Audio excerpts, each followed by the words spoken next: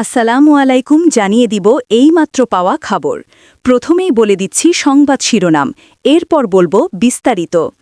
১৬ তারিখে দেশে আসছে শেখ হাসিনা। দেশে আসলেই ফাঁসি হবে বলল ডক্টর ইউনূস। ডক্টর ইউনূসের ভয়ে ভারত থেকে ফেরত দিচ্ছে শেখ হাসিনাকে। ৩ দল এক হয়ে নতুন রাজনৈতিক জোট, নাম গণতান্ত্রিক সংস্কার জোট। নির্বাচনের আগে বড় ঘোষণা এনসিপি। ধর্মের নামে দেশকে ভাগ করার চেষ্টা চলছে বলে সতর্ক করলেন বিএনপি মহাসচিব মির্জা ফখরুল। যে দলই জিতুক সবাইকে পাশে দাঁড়াতে হবে, নির্বাচন নিয়ে উপদেষ্টার বার্তা। সব কিছুরই বিস্তারিত বলবো এই ভিডিওতে, তাই ভিডিওটিতে একটি লাইক দিয়ে সম্পূর্ণ ভিডিওটা মনোযোগ দিয়ে দেখতে থাকুন। ৩টি রাজনৈতিক দলের সমন্বয়ে নতুন একটি রাজনৈতিক জোটের ঘোষণা দেয়া হয়েছে, যার নাম গণতান্ত্রিক সংস্কার জোট। জাতীয় নাগরিক পার্টি এনসিপির আহ্বায়ক নাহিদ ইসলাম এই জোটের আনুষ্ঠানিক ঘোষণা দেন। ঘোষিত জোটে রয়েছে জাতীয় নাগরিক পার্টি এনসিপি, আমার বাংলাদেশ পার্টি এবি পার্টি এবং রাষ্ট্র সংস্কার আন্দোলন।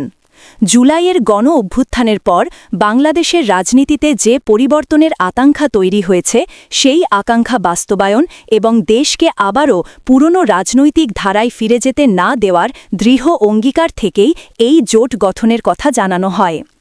আজ রোববার বিকেলে রাজধানীর সেগুনবাগিচায় ঢাকা রিপোর্টার্স ইউনিটির মিলনায়তনে আয়োজিত এক জরুরি সংবাদ সম্মেলনে এই রাজনৈতিক জোটের ঘোষণা দেয়া হয়। সংবাদ সম্মেলনে উপস্থিত ছিলেন এনসিপির আহ্বায়ক নাহিদ ইসলাম, আমার বাংলাদেশ পার্টির চেয়ারম্যান মজিবুর রহমান মঞ্জু এবং রাষ্ট্র সংস্কার আন্দোলনের সভাপতি হাসনাত কাইয়ুম। সংবাদ সম্মেলনে বক্তব্য রাখতে গিয়ে নাহিদ ইসলাম বলেন, ঘোষিত গণতান্ত্রিক সংস্কার জোট কেবল একটি নির্বাচনী জোট নয়, বরং এটি একটি পূর্ণাঙ্গ রাজনৈতিক জোট।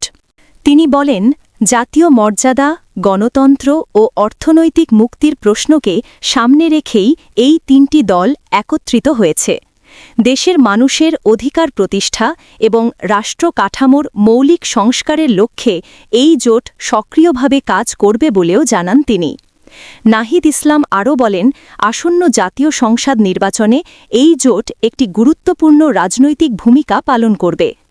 একই সঙ্গে জনগণের অর্থনৈতিক মুক্তির যে সংগ্রাম শুরু হয়েছে তা যেন থেমে না যায়, সেই লক্ষ্যেই এই জোট তাদের রাজনৈতিক কার্যক্রম চালিয়ে যাবে। গণতান্ত্রিক সংস্কার জোটের নেতারা আশা প্রকাশ করেন, এই উদ্যোগের মাধ্যমে দেশের রাজনীতিতে একটি নতুন ধারার সূচনা হবে, যেখানে পুরনো ব্যর্থ রাজনৈতিক সংস্কৃতির বাইরে এসে জনগণের প্রত্যাশা ও অধিকারকে অগ্রাধিকার দেওয়া হবে। বাংলাদেশের রাজনীতিতে একটি বড় ধরনের বিভাজন তৈরির অপচেষ্টা চলছে বলে মন্তব্য করেছেন বিএনপির মহাসচিব মির্জা ফখরুল ইসলাম আলমগীর। তিনি বলেন, একটি গোষ্ঠী পরিকল্পিতভাবে ধর্মকে ব্যবহার করে দেশকে বিভক্ত করার পথ তৈরি করতে চাইছে। তবে তিনি পরিষ্কারভাবে জানান, বাংলাদেশের মানুষ ধর্মভীরু হলেও বিএনপি কখনোই ধর্মকে ব্যবহার করে রাষ্ট্র বা সমাজে বিভাজনের রাজনীতিতে বিশ্বাস করে না। মির্জা ফখরুল বলেন, ধর্ম মানুষের ব্যক্তিগত বিশ্বাসের জায়গা হলেও রাজনীতিতে সেটিকে বিভাজনের উপকরণ বানানো হলে দেশ ও জনগণ ক্ষতিগ্রস্ত হয়। যারা ধর্মের নামে বিভ্রান্তি ছড়িয়ে সমাজে ভেদাভেদ তৈরির চেষ্টা করছে, তাদের সব অপচেষ্টা প্রতিহত করে বিএনপিকে এগিয়ে নিতে হবে। এক্ষেত্রে ছাত্রদলকে গুরুত্বপূর্ণ ভূমিকা রাখতে হবে বলেও আশা প্রকাশ করেন তিনি। আজ রোববার সকালে রাজধানীর খামারবাড়িতে কৃষিবিদ ইনস্টিটিউশন বাংলাদেশ মিলনায়তনে আয়োজিত এক অনুষ্ঠানে এসব কথা বলেন বিএনপির মহাসচিব।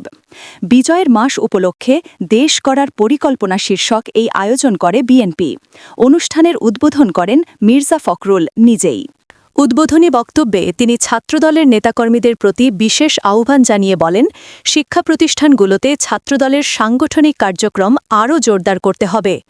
ক্যাম্পাসে নিয়মিত পদচারণা, কমিটি গঠন ও রাজনৈতিক তৎপরতা বাড়ানোর উপর গুরুত্ব দেন তিনি। মির্জা ফখরুল বলেন, দীর্ঘদিন ধরে শিক্ষা প্রতিষ্ঠানগুলোতে ছাত্রদলের সক্রিয়তা কম থাকার কারণেই বিশ্ববিদ্যালয় ছাত্র সংসদ নির্বাচনগুলোতে প্রত্যাশিত সাফল্য পাওয়া যায়নি। দেশের বর্তমান রাজনৈতিক বাস্তবতা তুলে ধরে মির্জা ফখরুল বলেন, বাংলাদেশ এখন একটি গুরুত্বপূর্ণ যুগসন্ধিক্ষণ অতিক্রম করছে এবং বড় ধরনের পরিবর্তনের দিকেই এগিয়ে যাচ্ছে। এই সময়ে বিএনপির বিরুদ্ধে নিয়মিতভাবে নানা ধরনের অপপ্রচার চালানো হচ্ছে বলেও অভিযোগ করেন তিনি।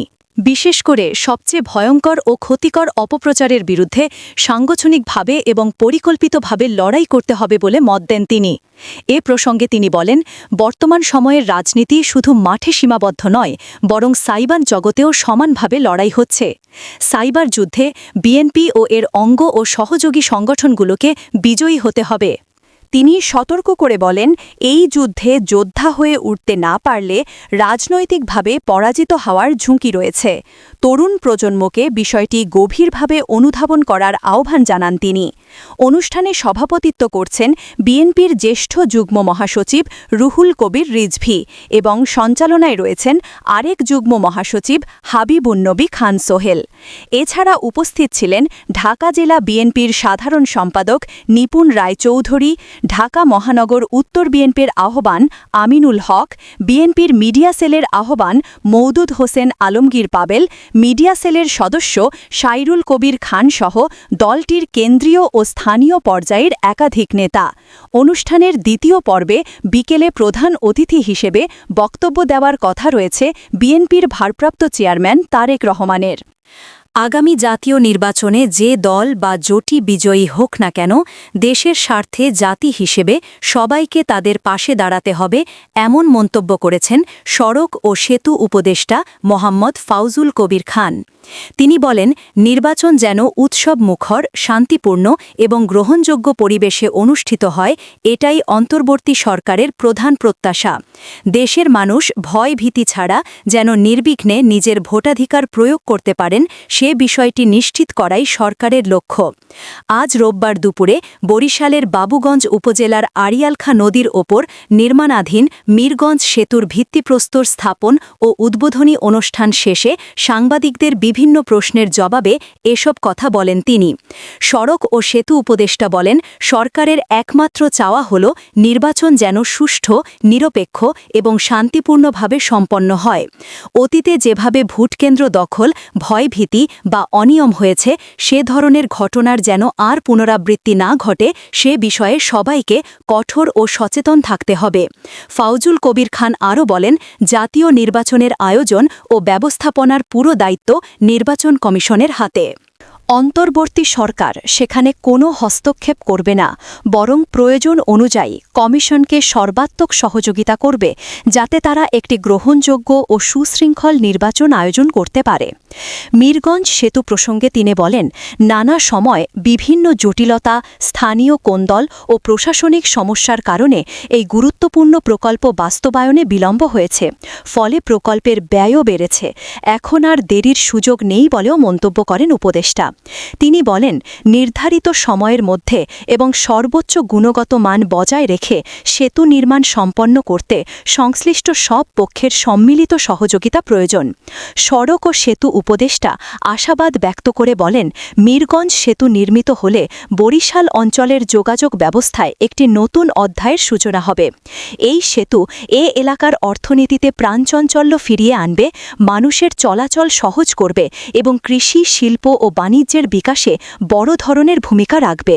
পাশাপাশি মানুষের মধ্যে সামাজিক যোগাযোগ ও সৌহার্দ্য আরও দৃঢ় হবে বলেও তিনি মন্তব্য করেন। উদ্বোধনী অনুষ্ঠানে উপস্থিত নৌ পরিবহন উপদেষ্টা এম সাখাওয়াত হোসেন বলেন, মীরগঞ্জ সেতু শুধু একটি অবকাঠামো নয়, এটি এ অঞ্চলের মানুষের দীর্ঘদিনের স্বপ্নের বাস্তবায়ন। তবে তিনি নির্মাণ কাজে সর্বোচ্চ স্বচ্ছতা বজায় রাখার ওপর জোর দেন।